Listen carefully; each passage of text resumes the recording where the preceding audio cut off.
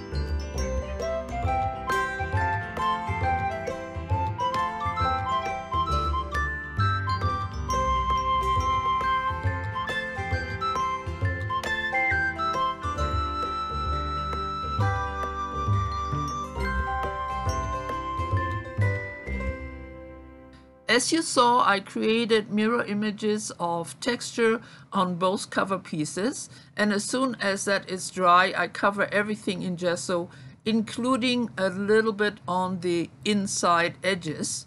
I am planning to just create all kinds of fun textures for this particular journal cover, and so my next tool is my hot glue gun. So here I'm creating some very simple random shapes, like cells or whatever you might want to call them.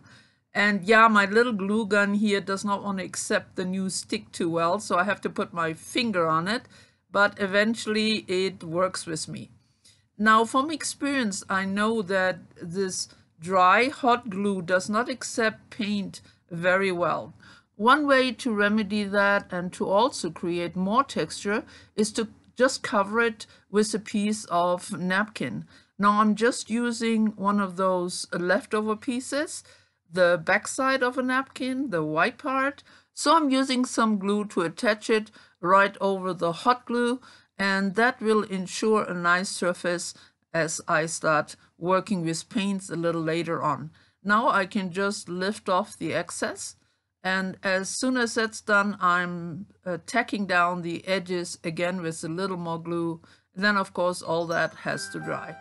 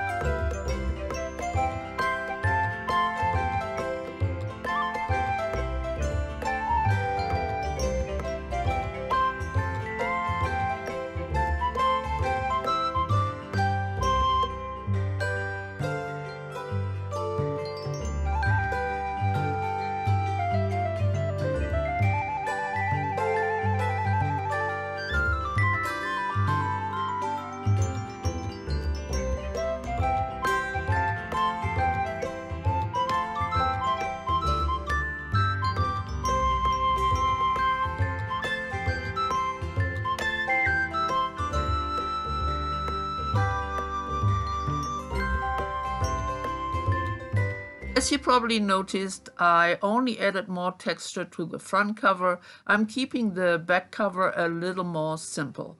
For my first coat of color, I chose my primary element pigment powder in an orange tone, and that covers everything nicely. It has some nice shimmery brightness to it. I also make sure I cover the edges, especially where those little tabs are, and I will also color the back cover, including the little edges on the reverse side. Here you see me add some glimmer mist in gold and green just to intensify the color a little bit. Now the back side has not as much texture, so the glimmer mist works a bit different and looks a little different, but color-wise I will repeat all the steps I do on the front cover on the back cover as well. Next, I will be using my metallic acrylic paints and my fingers.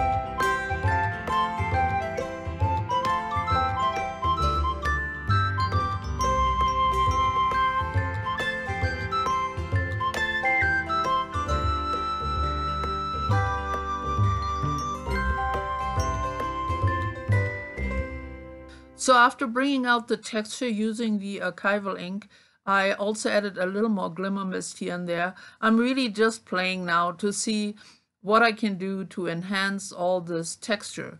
Here I'm using a dry brush and some off-white metallic paint just to bring a little highlights in different areas. And then I'm preparing 3 little Scrabble pieces to go on my cover towards the end. They spell out art, and I'm just adding some ink to them to make them look not so brand new.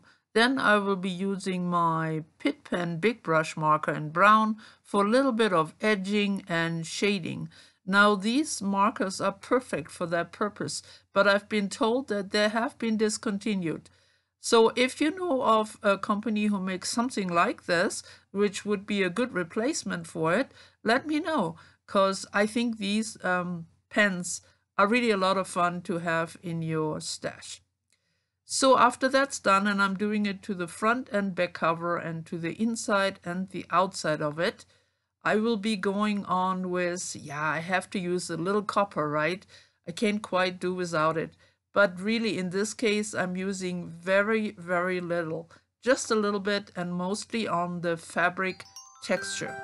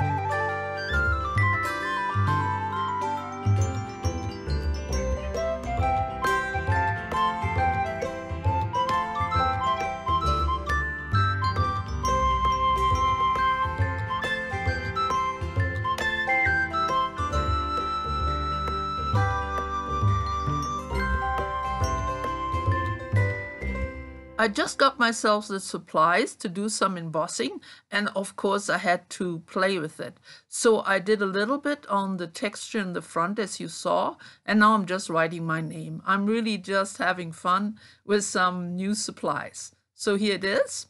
You can see the close-up of it. And I think it's time to give you one more overlook over the finished journal here. Now, for now, I decided not to give this journal a closure. I might do so later on. So here is a close-up of all the great texture, especially on the front. So here on the inside, you can see that I cut off those tabs. And I really like this type of craft paper. It's that matter-of-fact, non-frilly aspect, which I think fits perfectly to this type of journal. I really just wanted to create texture and get it ready for me to work in. I hope you enjoyed the process and come and see me really soon again. Bye bye for now.